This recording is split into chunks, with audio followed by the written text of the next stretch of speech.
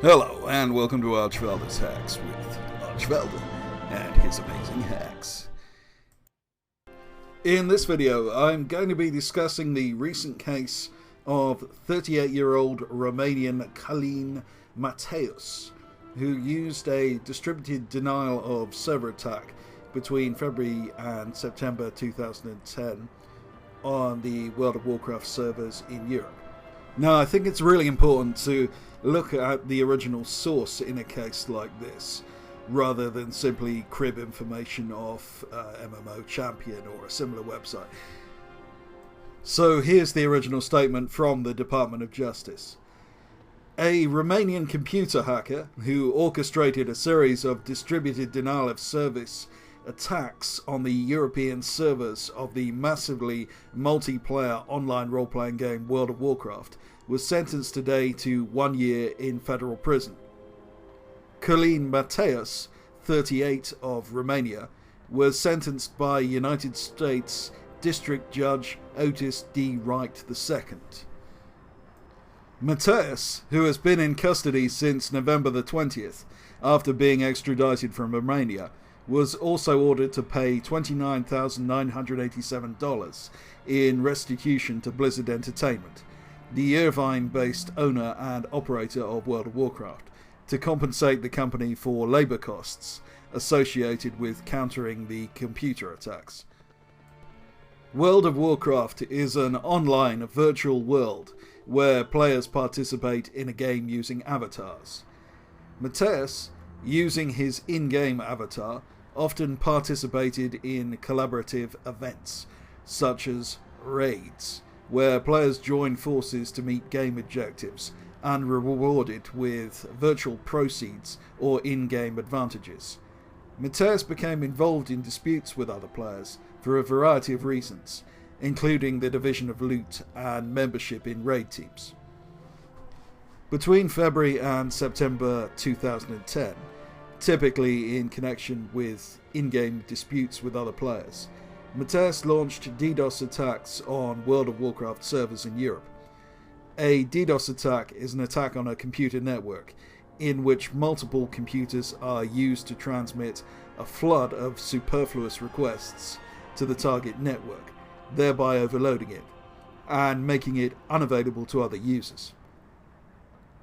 Mateus's DDoS attacks caused World of Warcraft servers to crash and prevented some paying customers from accessing the game. After being indicted in this case in 2011 and extradited from Romania last year, Mateus pleaded guilty in February to 1 count of intentional damage to a protected computer. And there the statement from the DOJ ends. Now, from an objective perspective, Călin Mateus is what we would call an enormous prick. I have some issues with the description of Mateus as a hacker. Some of the sites reporting this story do not seem to have looked much beyond the DOJ transcript, and when you do some research on Mateus, this wasn't his first offence. For example, I found this story from 2004. A Romanian man has been indicted by a grand jury that charged him and 5 Americans with a $10 million scheme to steal goods from a computer equipment distributor. The indictment returned Wednesday accuses Călin Mateus, 24, of Bucharest, with hacking into the online ordering system of Ingram Micro Inc. and posing as a legitimate customer to place more than 2,000 orders over 4 years. Now, it seems to me that Mateus is no more a hacker than someone who hits people over the head with a baseball bat is a sportsman. He's just a career criminal. In both cases, the hacks were extremely simple. Even in 2010, DDoS attacks were mocked by hardcore hackers as being the work of so-called script kiddies, and I suspect the hack used to defraud Ingram Micro simply involved transposing a letter in the URL of the website. I also take issue with the DOJ's statement that Mateus's actions were due to disputes with other players. Given Mateus's history, I tend to doubt this. An attack on a server is a highly non-specific action that doesn't target specific players. It targets everyone. Someone seeking revenge on individuals would, to my mind, likely take more precise and focused actions against those players. An attack on a server would allow a player to suppress trade on the auction house, which can be manipulated for financial advantage, especially with the aid of Confederates. Mateus would have no reason to tell the truth about any of this, as he'd have a vested interest in protecting the identity of any Confederates. Concocting a plausible cover story ascribing his actions to impulsive petulance works to his advantage. Now, I think some of the sites reporting this story are missing some of the broader issues. Firstly, what disturbs me about this story is that Mateus was extradited from Romania to serve his sentence in a federal prison in the US. Now, since Mateus was resident in Romania at the time the offences were committed, and attacked European servers, affecting mostly Europeans, I see no reason for him to serve a sentence in a US prison. This is part of a disturbing trend where hackers are increasingly extradited to the US for no good reason. It is difficult to feel any sympathy for Mateus, but other hacking cases are more ambiguous. I'm thinking particularly of cases here in the UK where two individuals, Gary McKinnon and Laurie Love, both of whom had Asperger's syndrome, were the subject of attempted extraditions to the US for compromising US federal websites. McKinnon was accused of hacking into United States military and NASA computers over a 2-year period, and posted a notice on the military's website saying, "Your security is crap." Now, if the US government, or for that matter any government, can't protect its websites from random individuals with mental disabilities and no special equipment, then it needs to hire those people as security advisors, not extradite and prosecute them. These government agencies will inevitably be attacked by the intelligence services of foreign governments. If they can't handle lower level attacks, then the individuals responsible should be commended for bringing awareness to the vulnerability of the state and inoculating the system against what will almost certainly be more lethal attacks in the future. In the second and more recent case involving the hacker Laurie Love, the extradition request was perverse in the extreme, given Love had changed sides and was working in cybersecurity and played a role in defending Britain's National Health Service from the WannaCry virus, almost certainly saving lives in the process.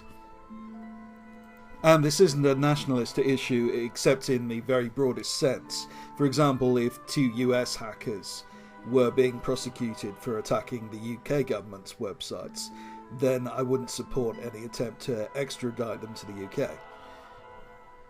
Unless there are very specific reasons not to, I think you want to prosecute people in the country where the offence was actually committed. Finally, I want to talk about how this affects the WoW hacking community. Now, when I say the hacking community, I mean in its broadest sense. Many people often refer to hacking as something involving external programs to manipulate the game, as opposed to exploits, which involve using in-game items or abilities in some way Blizzard hadn't thought of for game-breaking effects. For the purposes of this discussion, I'm referring to both. Now, I have never encountered anyone who attempted a DDoS attack on Blizzard in the WoW hacking community. It is just not something anyone would do. It is a criminal act with little intellectual interest. What I have encountered is several individuals who have crashed world servers exploiting quest items in-game. Now, functionally, this is identical to a DDoS attack. Generally speaking, these individuals were highly talented, but experienced pushback from the rest of the community because of the antisocial nature of their attacks. I have never been a fan of this type of activity. Exploits or hacks which simply serve to ruin the player experience without benefiting anyone are, in my humble opinion, pointless and negative. I'd urge those individuals to do something more productive with their abilities. Aside from severe legal consequences that this case has shown up, this is never what hacking should be about. At its best, hacking is something that should add value to the game and be both transformative and expansive. There's a great deal of pleasure to be had, for example, from journeying beyond the official boundaries of the game world and discovering its secrets, or creating fantastic visual effects to enliven Azeroth's capital cities. More controversially, I also developed methods to farm gold faster than would normally be possible or level speedily. But here the emphasis is always on enhancing player experience rather than ruining it for other people. If the idea of hacking as a positive thing sounds surprising to you, you may have some misconceptions about what hackers actually do, which I'll cover in more detail in a future video. So there's the video. If you liked it, why not subscribe?